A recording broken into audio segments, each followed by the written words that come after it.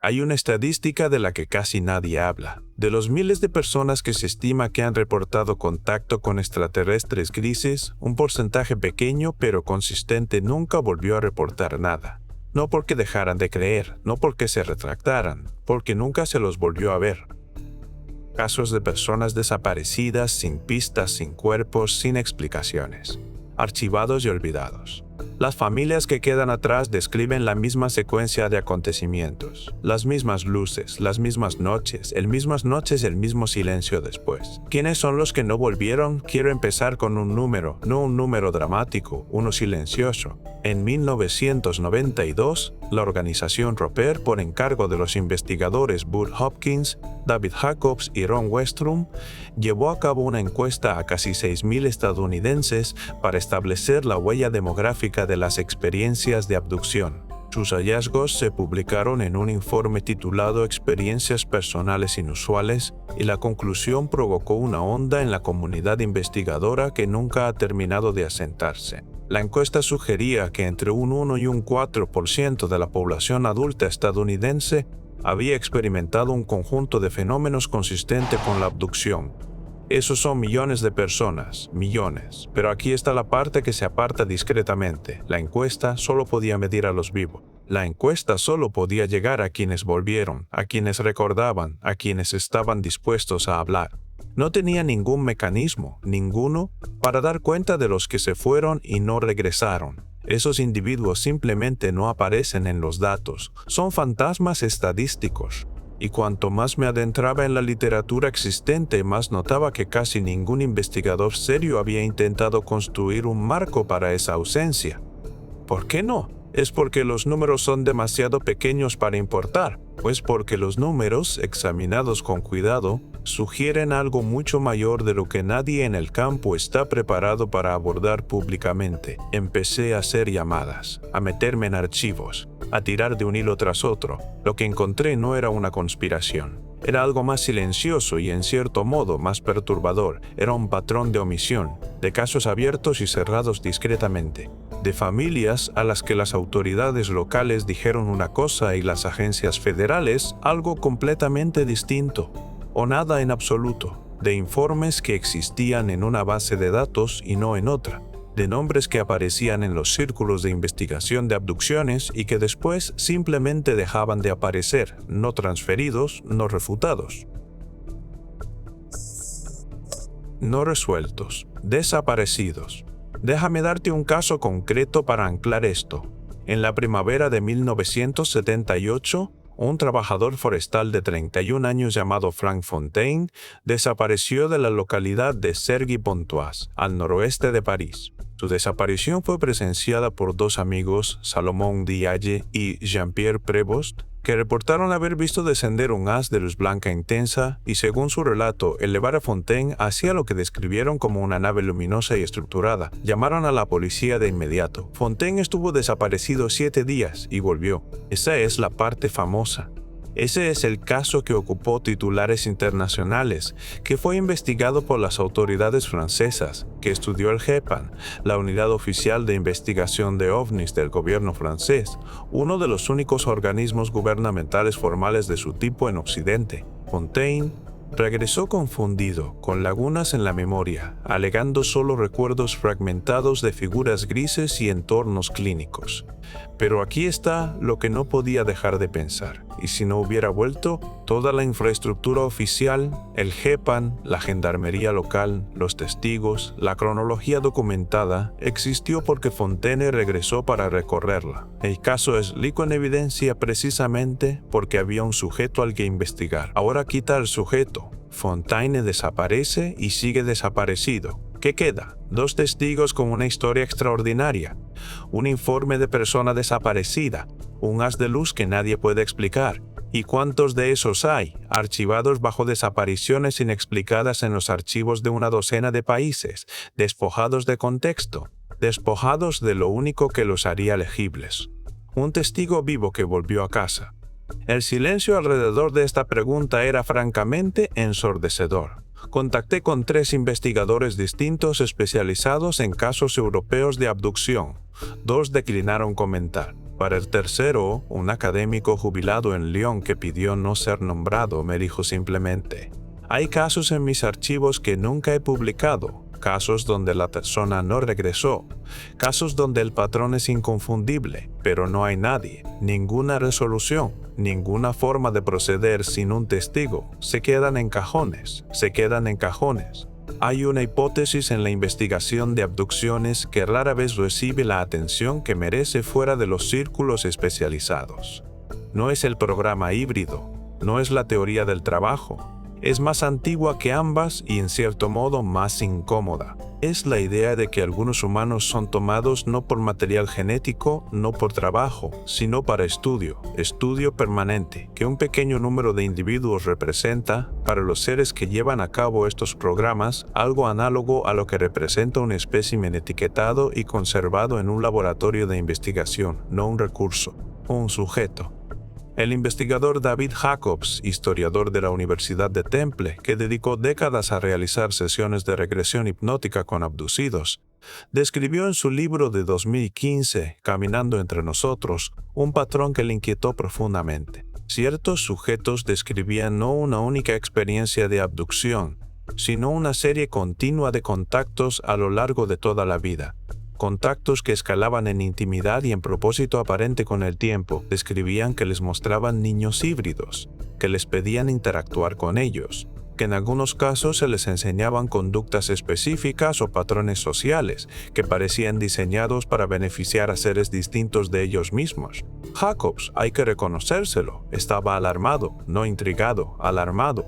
Escribió sobre una sujeto, referida con el seudónimo de Allison, que describió un encuentro en fase tardía en el que se le dijo, en un lenguaje que ella tuvo dificultades para articular, que su utilidad en su forma actual se acercaba a un punto final. Ella no sabía qué significaba eso. Jacobs, en sus notas, admitió que él tampoco sabía qué significaba. Allison siguió reportando experiencias durante 2 años más, y entonces dejó de responder a la correspondencia. Jacobs anotó esto en un pasaje breve casi de pasada, no investigó más. Quiero detenerme en eso un momento. Una mujer describe que le han dicho que su utilidad en su forma actual se acerca a un punto final, y después desaparece del registro de la investigación. ¿Significa eso algo? ¿No significa nada? ¿No estoy haciendo una afirmación? Estoy haciendo una pregunta, pero la pregunta, una vez hecha, es muy difícil de volver a dejar. Esto plantea un punto sencillo pero crítico sobre la teoría del espécimen. Si los seres que llevan a cabo las abducciones operan en escalas de tiempo, y con propósitos que no están orientados alrededor de la comodidad humana ni de la supervivencia humana, entonces la pregunta de qué le ocurre a un espécimen cuando el estudio concluye no es una pregunta ética abstracta, es una pregunta práctica. ¿Qué hacen los investigadores con los sujetos al final de un estudio? Eso depende enteramente de qué clase de investigadores son y de qué clase de estudio se está llevando a cabo. Y no sabemos qué clase de estudio es este. La teoría del programa híbrido es, a estas alturas, el marco más públicamente reconocido para entender qué pueden querer los grises de los humanos. La han descrito en detalle Bud Hopkins, David Jacobs, John Mack y cientos de abducidos en múltiples continentes. La afirmación central es consistente en relatos que no tienen conexión obvia entre sí.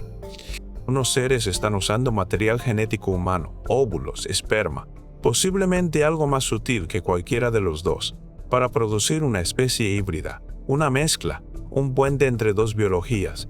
Lo que la cobertura mayoritaria de esta teoría elude sistemáticamente es la cuestión de la atrición. Los programas de cría, ya sea en la naturaleza, en la agricultura o en cualquier marco documentado, no tratan a todos los contribuyentes como iguales. Algunos especímenes se usan una vez, algunos se usan repetidamente, algunos, dependiendo de para qué esté optimizando el programa, se usan más intensivamente que otros. Y algunos, en cualquier programa que opere a escala suficiente durante tiempo suficiente, son consumidos por el proceso. Hablé con una mujer a la que llamaré Patricia, que no es su nombre real, y que me contactó a través de una red de grupos de apoyo a abducidos en el suroeste de Estados Unidos. Patricia describió 40 años de contacto intermitente que comenzó cuando tenía 7 años, en la zona rural de Nuevo México, en 1969.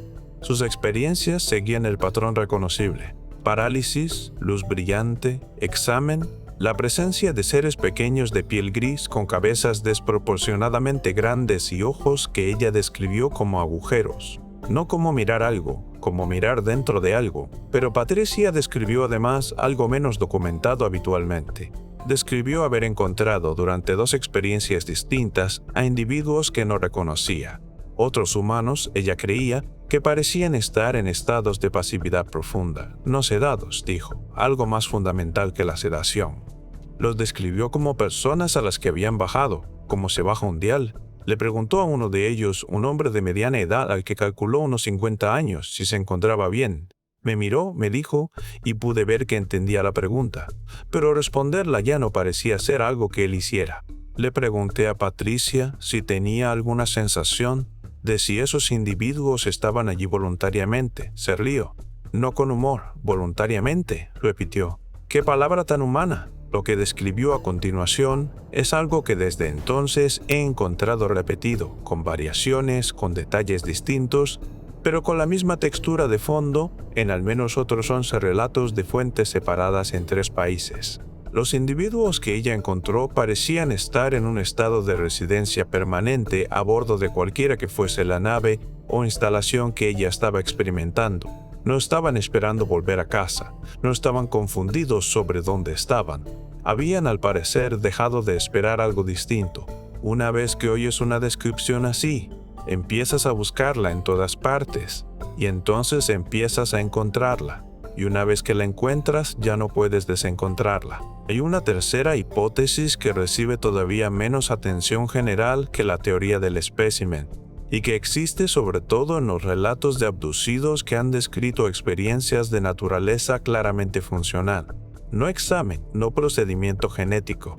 Trabajo. La teoría del trabajo, articulada con más claridad en la investigación poco explorada de Karla Turner, que murió de un cáncer de aparición rápida en 1996, a los 48 años, apenas 5 años después de publicar sus hallazgos, propone que algunos humanos podrían ser detenidos no por su material biológico, sino por su utilidad operativa, por lo que pueden hacer, más que por lo que contienen. El trabajo de Turner rara vez se cita en los círculos de investigación educados. Ella era, según su propio relato, una abducida. También era una documentadora rigurosa, y los casos que reunió en sus 3 libros contienen un nivel de detalle procedimental que es difícil de descartar como fabulación. Sus sujetos describían seres que se comunicaban en términos de tareas, de asignaciones, de individuos a los que se les mostraban operaciones, y después, en la frase escalofriante de Turner, se les asignaba a ellas. Escribió sobre una sujeto a la que llamó Amy, que describió que le mostraron lo que parecía un espacio interior vasto y oscuro. No una nave, sino algo mayor, algo arquitectónico, en el que humanos se movían con aparente propósito junto a figuras no humanas. No eran prisioneros, reportó Amy, no estaban angustiados, estaban en sus palabras trabajando. ¿En qué? Amy no podía decirlo con certeza, algo que implicaba estructuras, algo que implicaba materiales para los que ella no tenía nombre. Turner le preguntó a Amy si esos humanos habían elegido estar allí. La respuesta de Amy no parecían gente que todavía se estuviera haciendo esa pregunta. Turner publicó este relato en 1994. Murió 2 años después. No estoy sugiriendo una conexión.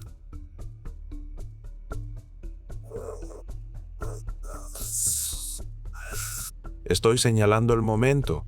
Estoy señalando que la propia Turner, en entrevistas realizadas en los últimos meses de su vida, expresó una convicción creciente de que su investigación se había adentrado en un territorio que alguien, en algún lugar, prefería que quedara sin explorar. Cuanto más profundizo, dijo en una entrevista de 1995, más encuentro que las preguntas que estoy haciendo son de las que producen respuestas muy específicas, no de los seres, de los humanos que me rodean. No dio más detalles, no tuvo tiempo. Si las abducciones permanentes ocurren, si algunos humanos son tomados y no devueltos, ¿qué aspecto tendría eso desde fuera? tendría el aspecto de casos de personas desaparecidas. Esa es la primera respuesta y la más obvia. Y los casos de personas desaparecidas se presentan solo en Estados Unidos, a un ritmo que debería hacer detenerse a cualquiera que piense con cuidado sobre esta cuestión. El Centro Nacional de Información sobre el Crimen del FORMI reportó que en décadas recientes se presentan más de 600.000 informes de personas desaparecidas al año. La gran mayoría se resuelven. Un número significativo, decenas de miles cada año, no. Nadie está sugiriendo que todos, ni siquiera la mayoría, de esos casos impliquen actores no humanos. Pero el subconjunto que podría hacerlo, ¿cómo lo identificarías? El investigador Greg Bishop, en su libro de 2005 Proyecto Beta, que documenta el caso profundamente extraño de Paul Bennewitz, toca un fenómeno que varias figuras cercanas a los servicios de inteligencia le describieron a lo largo de años de investigación. Individuos que desaparecían no de forma dramática, sin escena del crimen, sin testigos, sin suceso, sino gradualmente. Individuos cuya presencia social simplemente se atenuaba con el tiempo, hasta que un día ya no estaban, cuyos caseros no lograban recordar exactamente cuándo habían dejado de verlos, cuyos empleadores tramitaban el papeleo sin estar del todo seguros de cuál había sido el último día. Desaparecidos blandos. La expresión se me quedó grabada, porque ese es precisamente el patrón que emerge cuando cruzas los expedientes de casos de abducidos con las bases de datos de personas desaparecidas. No siempre, no con la consistencia suficiente como para constituir prueba de nada, pero con la frecuencia suficiente como para notarlo. Un sujeto reporta contacto en escalada. El contacto se vuelve más frecuente. El sujeto se vuelve, en el lenguaje de las redes de apoyo, alguien metido hasta el fondo, cada vez más absorbido por la experiencia, cada vez más desconectado del funcionamiento social ordinario. Y entonces los informes se detienen. Y entonces, a veces, la persona se detiene. ¿Fue enfermedad mental? ¿Un cambio de dirección y la decisión de empezar de nuevo en algún sitio tranquilo? Quizá. En casos individuales, desde luego que quizá, pero el patrón se repite con una precisión difícil de atribuir enteramente a la coincidencia. Déjame darte varios casos en rápida sucesión, no para abrumar, sino para demostrar la acumulación. Frederick Valentich, Australia, octubre de 1978. Un piloto de 20 años que volaba una Cessna 182 sobre el estrecho de Bass reportó al control aéreo que una gran nave metálica estaba orbitando su aparato. La describió en detalle. 4 luces, exterior metálico, moviéndose a velocidades inconsistentes con cualquier aeronave conocida de la época. Su transmisión final incluyó la observación de que aquello no era una aeronave, y después estática. Valentich y su avión nunca fueron encontrados. La investigación del Departamento de Transporte australiano fue formalmente no concluyente, sin restos, sin cuerpos, sin explicación. José Antonio da Silva, Brasil, mayo de 1969. Un soldado que pescaba cerca de Bebeduro reportó haber sido capturado por seres pequeños con trajes, transportado a una instalación subterránea, retenido durante 4 días y que le mostraron a otros humanos en cautividad. Sus palabras, hombres y mujeres que parecían perdidos, que no me hablaron, y después fue devuelto. Da Silva volvió físicamente alterado, el pelo crecido como si hubieran pasado semanas, desorientado, con lesiones consistentes, con una inmovilización prolongada. Describió que los humanos que vio parecían no reconocerlo como compañero de cautiverio. Parecían, de hecho, no reconocer gran cosa los humanos que vio, los que no le hablaron, los que parecían perdidos. ¿Quiénes eran? Da Silva no podía decirlo, no nos reconoció, no le respondieron, y ninguna investigación posterior intentó jamás identificarlos. Porque ¿cómo investigas a personas cuyos nombres no sabes y cuya presencia fue presenciada solo por un soldado brasileño traumatizado en un lugar que nadie puede localizar? No lo haces. Archivas el informe y sigues adelante. Zygmunt Adamski, Inglaterra, junio de 1980. Un minero de 56 años, nacido en Polonia de Tingley, West Yorkshire, caminó hasta una tienda local y nunca se le volvió a ver con vida. 5 días después, su cuerpo fue encontrado encima de un montón de carbón en Todmorden, a 25 kilómetros de su casa. Estaba completamente vestido con la ropa con la que había salido. No mostraba signos de exposición consistentes con 5 días a la intemperie en la primavera inglesa. Ninguna explicación de cómo llegó a lo alto de un montón de carbón de 5 metros. Ninguna explicación para las marcas de quemadura encontradas en la nuca, ni para el extraño ungüento no identificado por el análisis forense aplicado sobre esas quemaduras. El forense registró un veredicto abierto. El agente de policía que investigó el caso, Alan Guthrie, reportó posteriormente su propia experiencia de abducción en la misma localidad 6 meses después. Guthrie lo declaró oficialmente. Sigue vivo, Adamski no. La explicación oficial de la muerte de Adamski fue, en la práctica, ninguna explicación en absoluto. Un hombre caminó hasta una tienda, se desvaneció durante 5 días, apareció muerto sobre un montón de carbón con quemaduras no identificadas y una sustancia desconocida en la piel. Y el veredicto formal fue: no lo sabemos. No se halló juego sucio, no hubo pistas, no hubo seguimiento en ninguna base de datos que yo haya podido localizar. Y ahí, justo ahí, es donde el marco estándar se rompe por completo. He pasado un tiempo considerable con testimonios de abducidos, no los casos famosos, o no solo esos, sino los relatos de gama media, los que existen en los archivos de los investigadores regionales del MUFON, en los archivos de las revistas especializadas, en las notas inéditas de investigadores fallecidos que me pasaron colegas y familiares supervivientes, la rareza ordinaria, no los casos de titular. Y a lo largo de todo ese material, emerge un grupo de temas alrededor de la pregunta de qué se les dice a los abducidos o qué se les muestra, o en algunos casos qué simplemente entienden sin que se les diga explícitamente sobre los que no vuelven.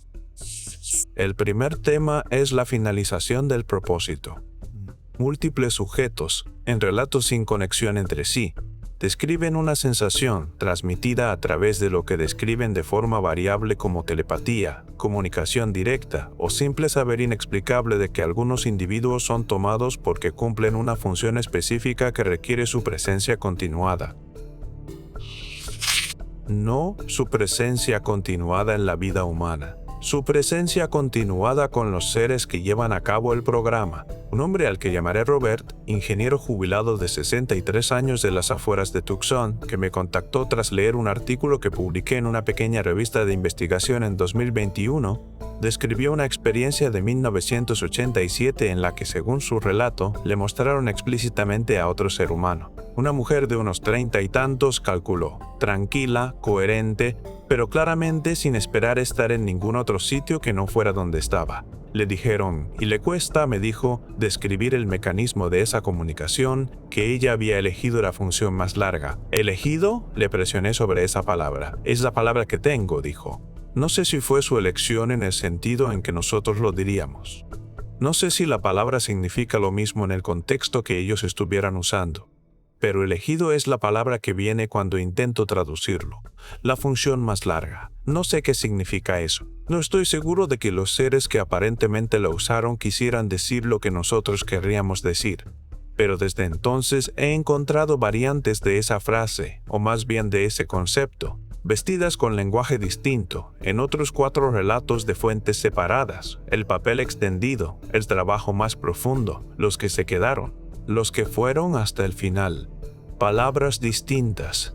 La misma forma, y aquí está la parte más extraña. En ninguno de estos relatos las personas descritas parecen estar sufriendo, vacías quizá, alteradas desde luego, pero no sufriendo. Si esa ausencia de sufrimiento aparente representa un contento genuino, una reestructuración psicológica más allá de lo que reconoceríamos como conciencia normal, o simplemente un estado demasiado ajeno como para leerlo a través de marcos emocionales humanos. Eso no lo puedo determinar. No estoy seguro de que nadie pueda. Si tuviera que describir el rasgo más consistente de la evidencia que rodea las abducciones permanentes, no serían los testimonios. No serían los casos con trazas físicas, serían los huecos, los lugares donde debería existir documentación y no existe. El caso Valentich, por ejemplo. El Departamento de Transporte australiano produjo un informe formal de investigación. Ese informe existe. Ha sido parcialmente liberado bajo las provisiones de libertad de información. y contiene, según cualquier evaluación razonable, un número llamativo de pasajes tachados para una investigación que oficialmente concluyó que no había ocurrido nada paranormal. Si la explicación es mundana, desorientación del piloto, fallo del equipo, un accidente trágico sobre mar abierto, ¿por qué siguen retenidas partes del informe de la investigación?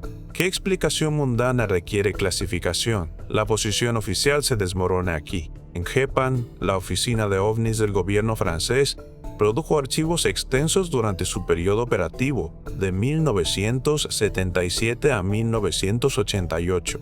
Los investigadores que han accedido a esos archivos por canales oficiales reportan sistemáticamente la misma experiencia. Casos que empiezan con relatos detallados de testigos y análisis de evidencia física y que después simplemente terminan, sin conclusión, sin nota de seguimiento, solo un expediente que se detiene en mitad de una pregunta abierta, expedientes que se detienen, indagaciones que terminan sin resolución, testigos cuyo paradero posterior no está documentado. Y la pregunta a la que sigo volviendo no es si esto representa un esfuerzo coordinado para suprimir información. Sobre eso estoy genuinamente inseguro, sino si podría representar algo más simple y casi más inquietante. Un sistema burocrático encontrándose con una categoría de sucesos que no tiene marco para procesar y eligiendo en cada bifurcación el camino de la mínima documentación. No investigues lo que no puedes explicar, no archives lo que no puedes resolver, no crees un registro que exija un seguimiento que no sabes cómo llevar a cabo. La ausencia de evidencia no es evidencia de ausencia. Pero en este dominio específico, la ausencia de evidencia sigue patrones demasiado consistentes como para atribuirlos enteramente a un descuido administrativo. Los mismos expedientes faltando en Francia, en Estados Unidos, en Australia, en Brasil, los mismos puntos de transición entre los informes de testigos y la investigación oficial, entre la investigación y la conclusión, donde los registros se adelgazan o desaparecen del todo. Todo ello sin coordinación, se nos dice. Hay una dimensión de esta indagación que he guardado para el final, porque es la que me resulta más difícil de abordar sin desviarme hacia un territorio que no puedo sostener adecuadamente. Algunos de los individuos descritos en los relatos de abducción permanente, los que se quedaron, en cualquiera de sus formulaciones, son descritos por los testigos como si parecieran poseer conocimiento, no angustia, no confusión, conocimiento, una cualidad asentada, como si una pregunta concreta hubiera quedado respondida para ellos de un modo en que no lo está para quienes los rodean. Patricia, a la que mencioné antes, describió al hombre que encontró como alguien con la cara de quien ha dejado de preguntarse, no dichoso, no en blanco, simplemente resuelto, como si la ansiedad central de la existencia humana, ¿qué es esto? ¿Por qué es esto? ¿Qué significa?, hubiera sido abordada. Robert, el de Tucson, describió a la mujer que le mostraron como alguien a quien le habían dado información y había tenido tiempo de absorberla, no feliz, solo orientada. Quiero ser cuidadoso aquí.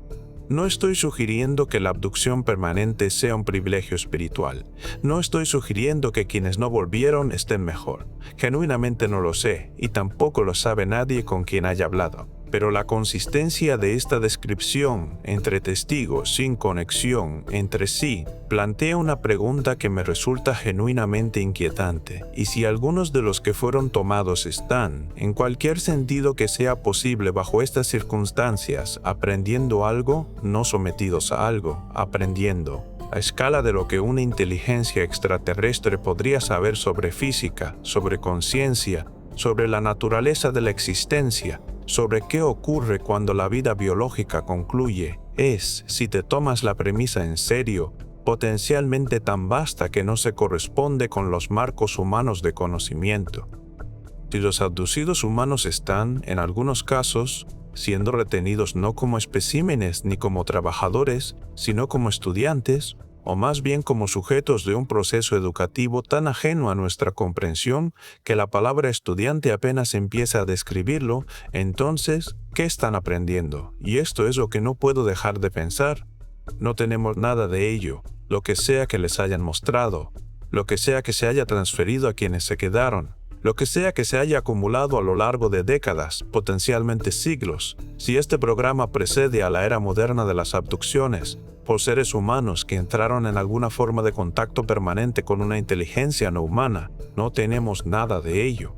Existe en algún sitio, presumiblemente, en las mentes que todavía lo sostengan, en la forma que esas mentes todavía tengan, pero no ha vuelto a nosotros, no se ha publicado, ni reportado, ni transcrito, ni transmitido. La comprensión acumulada, si existe, si esta lectura de la evidencia tiene alguna validez, está encerrada en personas a las que no podemos llegar, en un lugar al que no podemos ir, en una forma que no necesariamente reconoceríamos. Cuanto más profunda se volvió esta investigación, más sentí que esa ausencia era la ausencia más significativa de todas, no los desaparecidos, no los expedientes tachados, no los huecos en los registros oficiales, el conocimiento que falta. Empecé esta investigación con una estadística, que las encuestas que usamos para medir el alcance del fenómeno de las abducciones solo pueden contar a los que volvieron. Quiero terminar ahí también, porque cuando intento evaluar qué ha establecido realmente esta investigación, me encuentro volviendo a ese hueco metodológico, al hecho de que todo nuestro marco para entender qué quieren los grises, qué hacen, qué es el programa, la arquitectura entera de la investigación de abducciones desde la encuesta Roper en adelante, está construida sobre el testimonio de supervivientes, de quienes regresaron, de personas que por la razón que fuera fueron traídas de vuelta. Hemos construido nuestra comprensión del programa enteramente a partir de las experiencias de aquellos que aparentemente no eran necesarios de forma permanente. Lo que plantea una pregunta que no puedo responder. ¿Qué saben los que se quedaron que nosotros no sabemos? ¿Para qué fueron seleccionados? ¿Qué ofrecieron o poseían o llegaron a ser que los que regresaron no? ¿Cuál es el criterio, si es que hay uno, para ser conservado en lugar de liberado?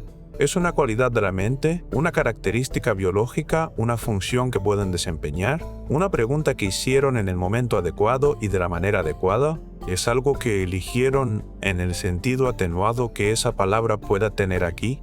Y si se está acumulando conocimiento en ese espacio, si la función más larga significa algo, si los que fueron hasta el final fueron a algún sitio real, a algún sitio persistente, entonces, ¿qué le ocurrirá a ese conocimiento? ¿Se queda con ellos? ¿Va a alguna parte cuando ellos se van?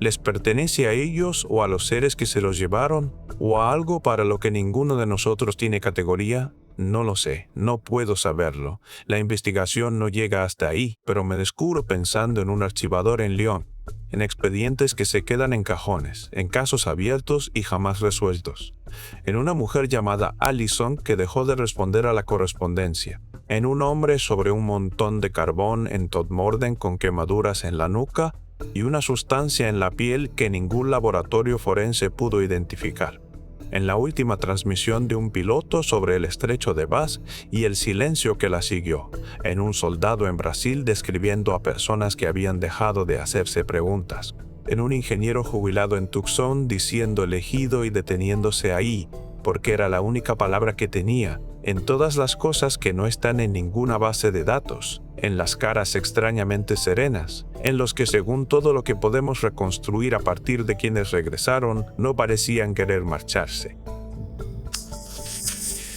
¿Qué saben ellos que nosotros no sabemos? Esa pregunta no es retórica, no es un recurso literario, es el centro real de esta investigación, aquello alrededor de lo cual giran todos los expedientes y los casos y los testimonios y los informes tachados, sin llegar nunca a tocarlo del todo. Hay humanos, al parecer, a los que se les ha dado acceso a algo, a conocimiento, a experiencia, a una forma de existencia, a algo que el resto de nosotros no tenemos, y no están aquí para contarnos qué es. El registro se detiene, el expediente se cierra, el cajón sigue cerrado,